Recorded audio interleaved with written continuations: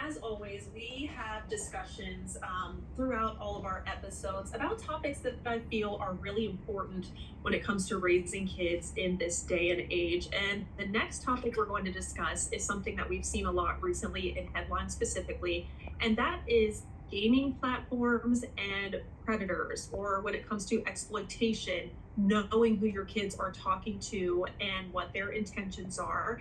I don't have a lot of experience when it comes to this. So I had to bring in some help, not even just for you, but for me as well, to make sure we have all the information we need.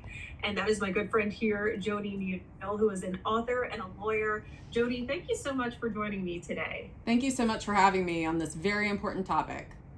Yes, so let's talk a little bit about that. Before we deep dive into all of it, I just kind of want to introduce you to our viewers and talk a little bit about how you even got into this space and why it's so important to you. Thank you. Well, I got into the space because I was assigned. I was a prosecutor, and this was in the late aughts, 2006, 2007. And, I was a good soldier, and I wasn't going to say no. And when I got assigned to the division, I spent the first month crying every night because of the atrocities that I could not even wrap my head around. I was 26. And, but I stuck with it. I wasn't going to quit. I wasn't going to fail. And I ended up having the most beautiful experiences with children who were survivors of child sexual abuse largely. And I was their prosecutor, and I held their hand going into the courtroom, and I got them through it and their families. I also dealt with the child sexual abuse material, the CSAM. And I went back to the DA's office in 2024 for a short time, and the advances in technology were far more disturbing than I could have anticipated. The use of AI, all the various platforms that perpetrators have to find our kids, and it made me terrified, as I'm a mother of two daughters who also played Roblox. Yeah, exactly. And that's what really turned me onto this topic and this conversation, is because I have two young children myself.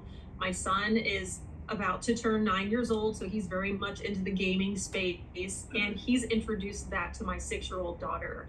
And so I have become so hypersensitive and aware to the fact that these games and these chat rooms essentially are so readily available to kids, and they're still kids. They're so naive. Sometimes they don't understand what they're getting into, or what they're being pulled into. And so I really just wanted to have this chat with you because, as you mentioned, you're very deeply connected to this. As someone who works in a newsroom, I've seen and read a lot of material that people may be unaware of, just how dangerous this space is and this can be. So let's talk a little bit more about this. Parents might think this has nothing to do with me, that wouldn't be my kid.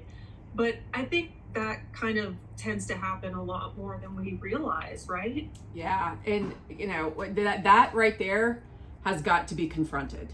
And I like to call that rose-colored glasses. We have got to take them off, otherwise our children will be the next victims. It's not just a theory, it is a fact. And even as a professional working in this space, a perpetrator approached my child on Roblox. So vigilance, it's not hypervigilance, it's your maternal instincts that are telling you, this is a place where my children are in danger, and this is a place where I am right to be concerned. And we have to take off the rose-colored glasses and look at the evidence-based parenting. Yeah, and I think that's so important, right? Because we're starting to see these reports come out, or these statements where, sites like Roblox are saying, we're doing more, we're trying to change how kids have access, or, these potential predators have access. But I don't think that we can solely rely on that, right? I mean, we as parents have to be really aware of what's going on. So what are some of those things that we should be looking for, paying attention to when it comes to that? That app has proven that they are not able to manage their platform effectively. Right now, as we speak, some of the best trial lawyers in the country are organizing a multi-district litigation against Roblox.